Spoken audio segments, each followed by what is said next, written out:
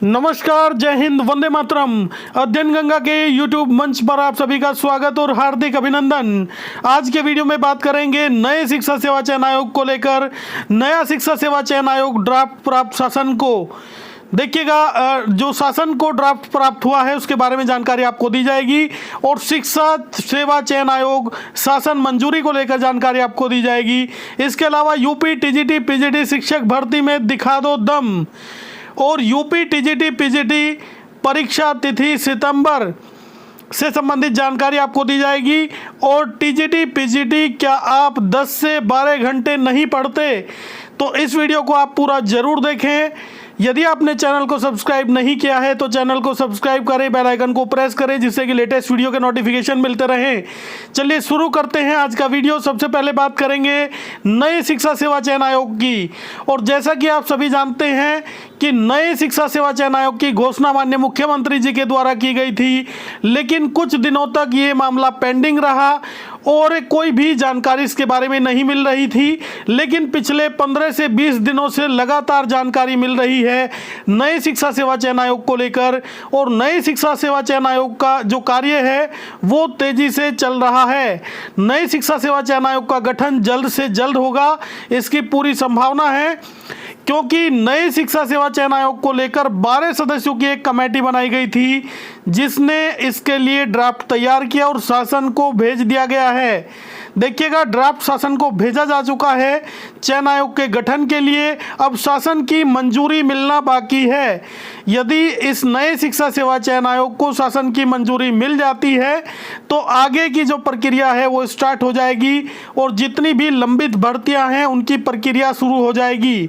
इसके अलावा जो 2 ऐसी परीक्षाएं हैं जिसमें टीजीटी पीजीटी और असिस्टेंट प्रोफेसर की परीक्षा रुकी हुई है, क्योंकि इनका विज्ञापन पहले ही आ चुका है, 1 वर्ष हो चुका है और अब तक ये परीक्षाएं नहीं कराई गई है।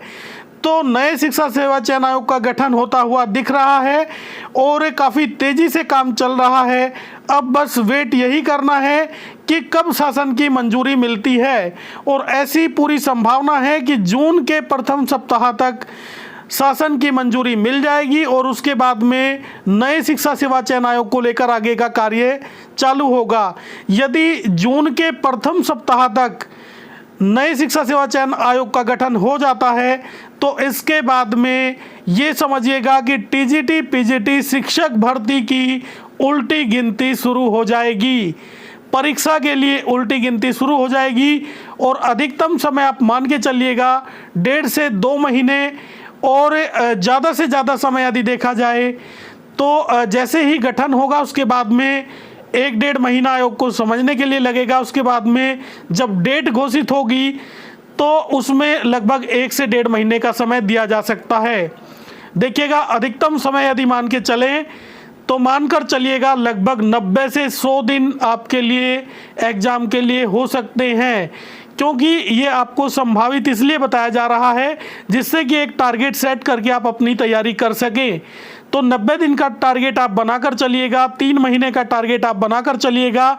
यदि अभी तक आपने कोई भी तैयारी नहीं की है या आपने काफ़ी तैयारी की थी लेकिन बीच में आपने छोड़ दिया और फिर से आप 0 हो गए हैं, तो अब आपके लिए मौका है और मौके पर चौका आपको लगा देना चाहिए, क्योंकि विज्ञापन इसका पहले ही जारी हो चुका है। 4163 पद आपके सामने हैं, केवल परीक्षा आपको क्लियर करनी है।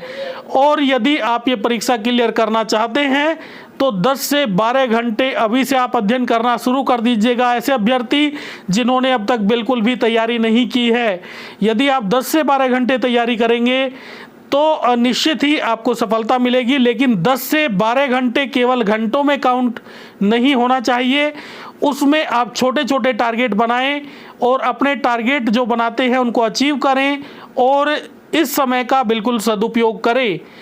और यदि आप बिल्कुल स्टार्टिंग कर रहे हैं तो एकदम से आप 10 से 12 घंटे नहीं पढ़ पाएंगे, तो उसके लिए ज़रूरी है आप शुरुआत करें 3 से 4 घंटे से और अगले 15-20 दिन तक आप यदि निरंतर अध्ययन करते हैं, डेली 1-1, 2-2 घंटा आप बढ़ाते जाइएगा तो आपका समय बढ़कर हो जाएगा 10 से 12 घंटे।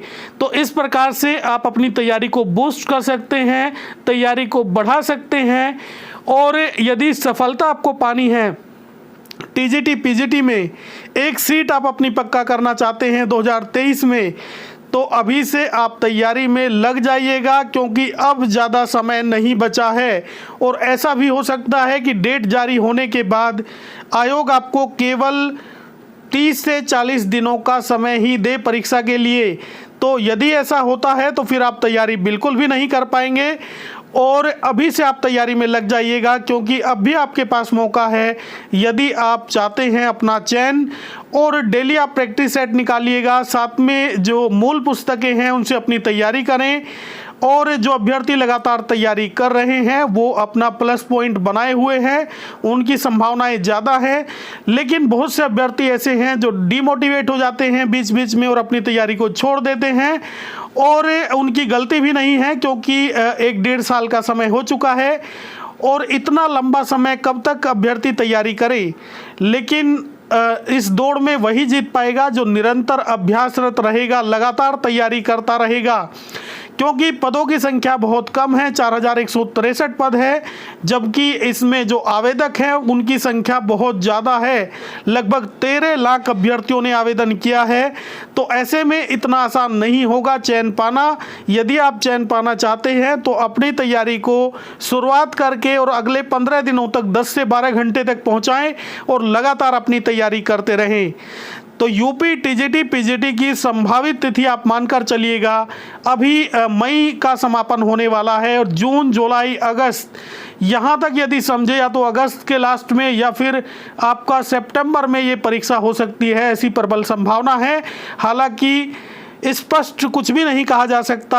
जब आयोग का गठन होगा उसके बाद में कोई ऑफिशियल जानकारी आएगी, उसके बाद ही स्पष्ट हो पाएगा।